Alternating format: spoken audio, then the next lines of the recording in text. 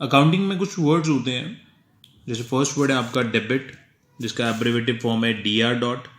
इसका मतलब है to write on the left side of an account. जब हम अकाउंट्स बनाते हैं तो लेफ्ट साइड पे डेबिट थिंग को लिखा जाता है। क्रेडिट एब्रिवेटिव CR डॉट, इसका मतलब है to write on the right side of an account. Account को हम A/C लिखते हैं एब्रिवेटिव फॉर्म में। अभी तक जो हमने बातें करी है, फर्स्ट, सेकंड और थर्ड वीडियो ये वाली है, यहाँ तक ये सिर्फ बेसिक नॉलेज थी। Now will talk about rules of accounting.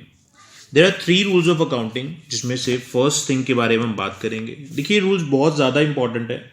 इनको समझे बिना आपका बेस नहीं बनेगा and you will not be able to understand the further things.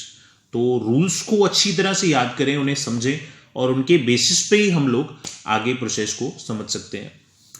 तो फर्स्ट रूल की बात करेंगे हम। First rule is debit what comes in, credit what goes out. इसका मतलब है कि जो चीज आएगी हमारे पास उसे हम डेबिट करेंगे और जो चीज जाएगी हमारे पास से उसे हम क्रेडिट करेंगे। जो आया उसे डेबिट करो, जो गया उसे क्रेडिट करो। ये रूल जो है वो एसेट्स के लिए यूज किया जाता है, जो रियल अकाउंट से रिलेटेड होते हैं। एसेट्स क्या होते हैं? देखिए, आम लाइफ में जो भी चीज हमारे लिए बेनिफिशियल हो वो हमारा एसेट होता है। जैसे हमारे हाथ, हम लोग हाथों की हेल्प से बहुत कुछ करते हैं। हमारी eyes will able to see through our ice.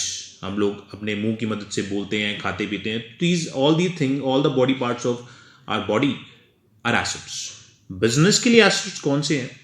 Anything that is beneficial for the business, जो बिजनेस के लिए फायदेमंद है, वो बिजनेस का एसेट है। Helps in running the business, जो बिजनेस चलाने में हमारी हेल्प करता है, वो एसेट है। प्रॉपर्टी ऑफ द बिजनेस, कोई भी चीज जो बिजनेस की प्रॉपर्टी है वो बिजनेस का एसेट है। अब देखिए, स्कूल तो आप सभी ने देखा होगा। स्कूल में जो भी चीज आपके आसपास होती है वो एसेट्स होते हैं। स्कूल एक बिजनेस कंसर्न है। कैश, पैसे जो स्कूल के पास होते हैं वो एक एसेट है, पैसे से हमें फायदा मिलता है। बिल्डिंग, स्कूल की बिल्डिंग जो है, बिल्डिंग के बिना स्कूल है ही नहीं कहीं पे। मीन्स अगर बिल्डिंग ना होगी तो हम सड़क पे बैठ के तो पढ़ने से रहे। तो बिल्डिंग जो है वो स्कूल बिजनेस चलाने में हेल्प करता है, स्कूल का एसेट है। मोटर व्हीकल्स, वो सारी वैन्स जिसपे बच्चों को लेके आया जाता है स्कूल में और उनको घर पे छोड़ के आया जाता है, मोटर व्हीकल्स, ये सारे के सारे बिजनेस के एसेट है। मीन्स इनकी हेल्प से स्कूल चलाना थोड़ा डिफिकल्ट है। मशीनरी, रूफ पे लगा हुआ fan, cameras, all these things, photocopy की मशीन जो होती है स्कूल में, और बहुत सारी चीज़ें होती हैं, all that a part of machinery, ये सारे के सारे एसेट्स होते हैं। फर्नीचर, जिन चेयर्स पे आप बैठते हो, जो लेक्चर स्टैंड पे टीचर खड़ा होता है, जो बोर्ड पे वो लिखता है, जो चेयर्स पड़ी होती है स्कूल्स में, वो सारे के सारे एसेट्स हैं। लैंड, जिसपे स्कूल की बिल्डिंग खड़ी होती है। तो ये सारी चीज़ें कॉमन बिजनेस में ज़रूरी मानी जाती है।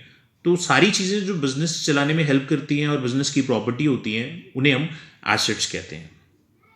अब बात आती है डेबिट वर्ड कम्स इन और क्रेडिट वर्ड गोज आउट। जो आएगा उसे डेबिट करना है, जो जाएगा उसे क्रेडिट करना है। डेबिट कैसे करना है? अगर आपने किसी चीज को डेबिट करना है तो आप क्या करोगे? सिंपली उस चीज का नाम लिखोगे। आपको पता है कि आपने एक पर्टिकुलर चीज को डेबिट करना है, उसका नेम लिखेंगे। देखिए, अंडरलाइन सिर्फ हाईलाइट करने के लिए बताया गया है, यहाँ पे अंडरलाइन करना नहीं है। उस चीज का नाम लिखेंगे आप, उसके साथ A/C यानी कि अकाउंट की एब्रिवेटिव फॉर्म लिखेंगे, एक लाइन लगाएंगे और साथ में DR लिख देंगे। इससे वो चीज डेबिट हो जाएगी।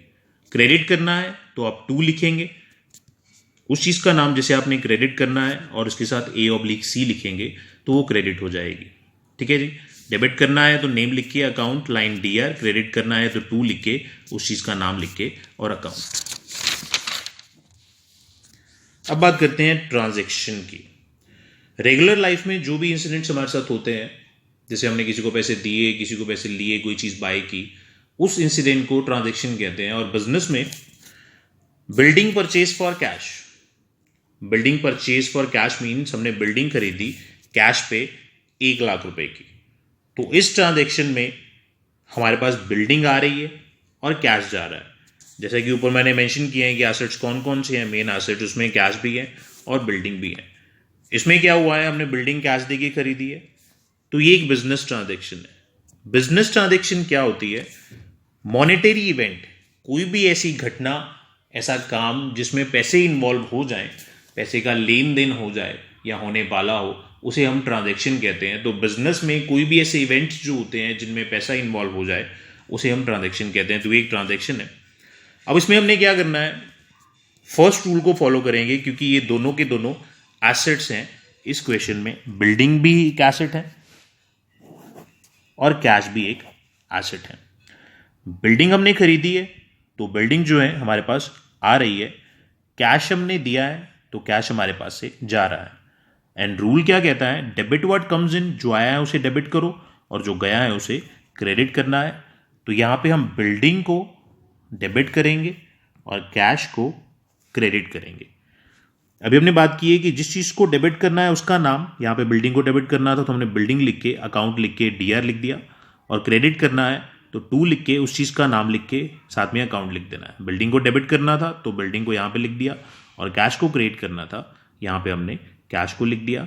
इन दोनों के सामने अमाउंट्स आएंगी वो वाली जो ट्रांजेक्शन की अमाउंट है, दैट इज ₹1 लाख।